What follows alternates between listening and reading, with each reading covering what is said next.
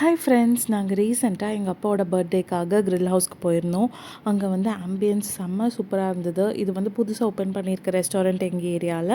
நாங்கள் அங்கே போய் என்னென்ன ஆர்டர் பண்ணோன்னா, பாப்பாவுக்கு வந்து burger and french fries order பண்ணியிருந்தோம்.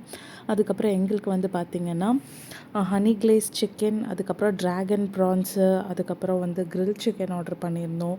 அப்புறம் வந்து பார்த்திங்கன்னா இது ஆர்டர் பண்ணியிருந்தோம், ஃபிஷ் 65. அது பாஷா ஃபிஷ் யூஸ் பண்ணி செஞ்சுருந்தாங்க, ரொம்பவே நல்லா இருந்தது.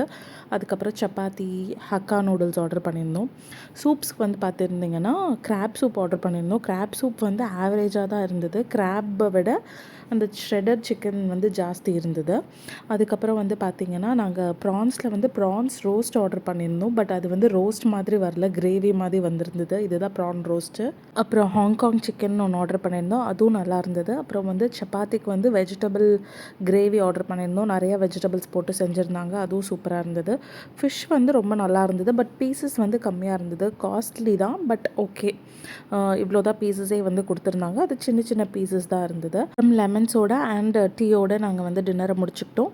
நல்லா இருந்தது. கண்டிப்பாக போய் நீங்களும் ட்ரை பண்ணி பாருங்கள். தேங்க்யூ.